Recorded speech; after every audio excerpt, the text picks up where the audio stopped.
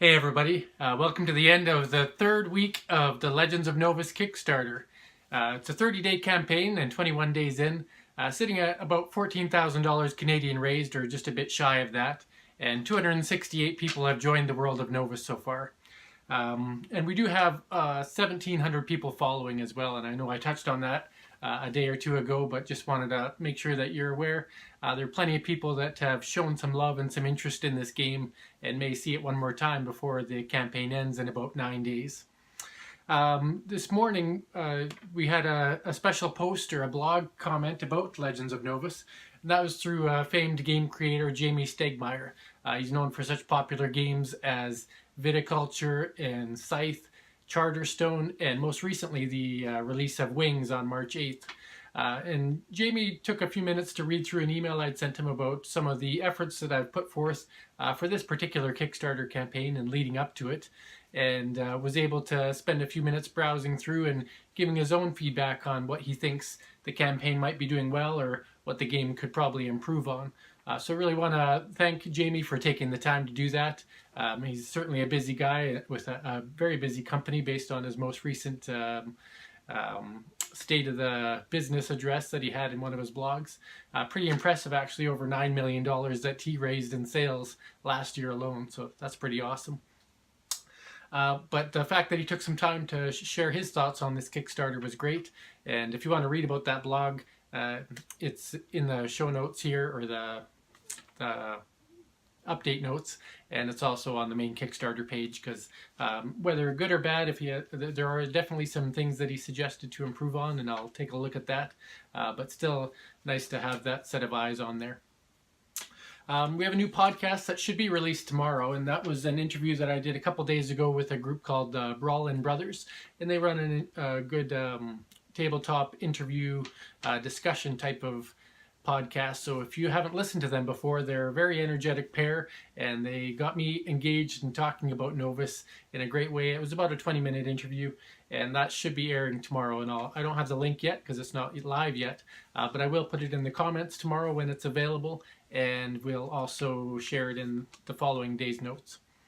And then today I wanted to talk, I'm going to try to get a solo game in the next little bit here, possibly tonight. If I get it done tonight, I'll throw that in the notes. But want to put another solo play of the Tabletop Simulator version, which anybody could download now and get an idea of how the game plays. Because as I've mentioned before, if you want to know what this game is about before you fully invest, or anybody that might be watching these updates that hasn't decided to buy a game, if you want to know how it plays, Tabletop Simulator is probably the best way for you to experience it.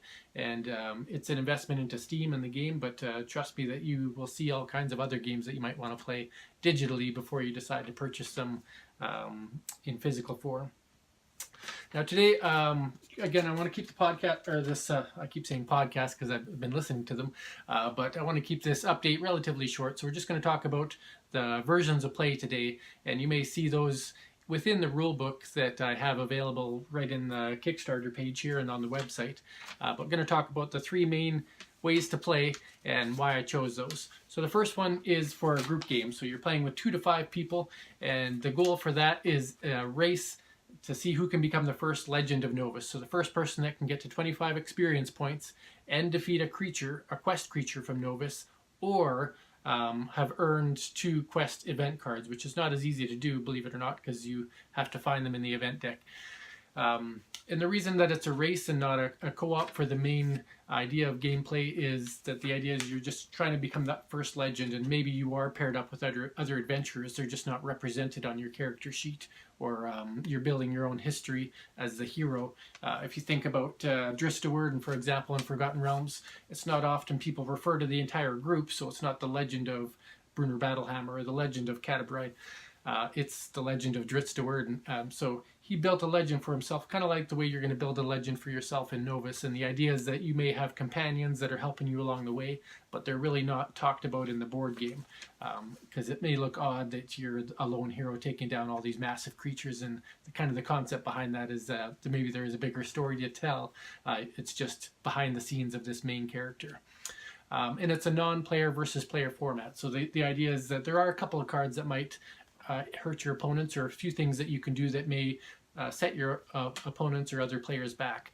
But really, it's you guys going against each other in that race. So that's the main way to play, and 2 to 5 players can play that way.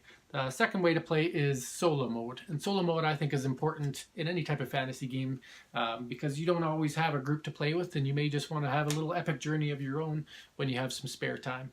And so in Legends of Novus, you can do that. You can be any one of the 5 heroes. You can elevate yourself to the advanced classes just like you can in the main game. The main difference is you take out a couple of the cards that might have been more player versus player style. There's only a few of those, and that's mentioned in the rules. And then you're in a race against time. And the reason that time plays a factor is because if you don't stop some of these quest creatures before it's too late, they're going to just ruin the world. So you're in a race to stop at least 3 of them before the game ends completely.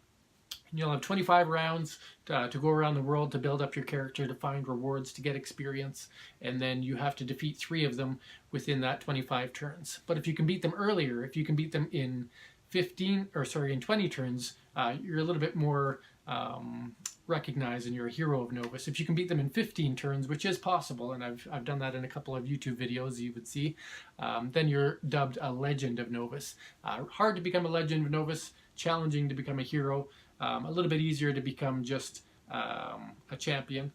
But and then to lose, if you don't defeat 3 quest creatures before 25 turns is up, then essentially you lose the game. They've already hurt too much of the world for it to recover from. So that solo mode, again, could be tweaked, adjusted as you see fit, but the idea is that you want to be able to be beatable, but you also want a goal to become a legend. So there's kind of a 3-tiered system there for how well you can win. So that is solo mode. And then there's the team mode. So team mode is 2 players versus 2 players, so it would have to be a 4-player game, but it allows a couple players to team up against these mighty quest creatures. They get a bit of a buff because of it, but then you have some more epic battles. It's the wizard and the fighter going up against Osira the Sea Hydra, or it's just a pair versus pair race, and that's so maybe that you can feel a bit more interactive with one of the players, deciding if you're going to travel together or if you're going to split up and then meet up afterwards to fight Monsignius together because you're worried about that battle, for example. And so that 2 versus 2 player has been tested a couple times, and it is a fun little way to play, a variation from just going all head to head. And then you'll see in the rules, but I did not post it on Kickstarter in the campaign notes or advertise it in any way because it's not fully fleshed out yet, and I think it involves more decision points on what exactly the threshold should be for creature stats or for rules on battles and things like that, and that would be the co-op mode.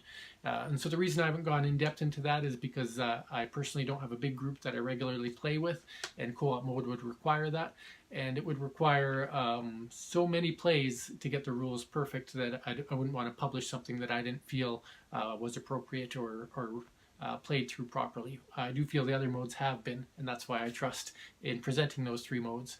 But the 4th one is available in the digital rulebook right now, just as a conceptual idea that could potentially play out later on.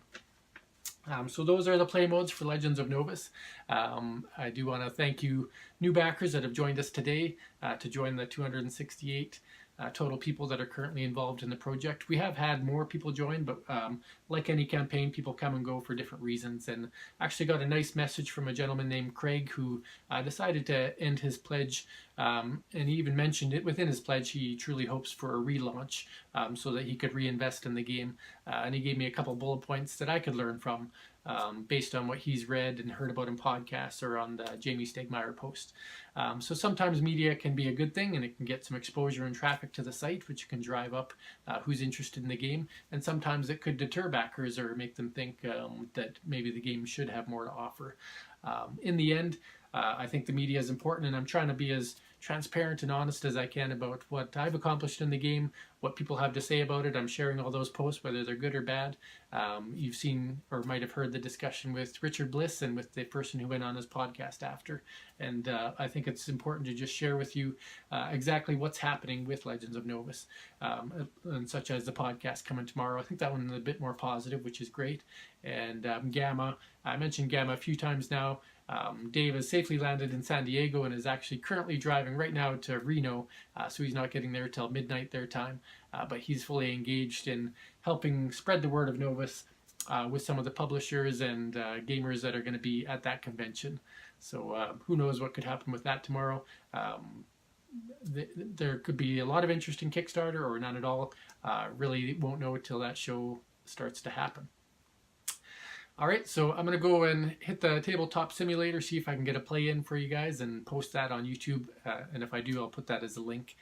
You've seen a couple on there already if you've dug into the campaign, but it doesn't hurt to have something new to show some of the graphics and fun that you can have with the game. So thanks for watching. Have a wonderful day.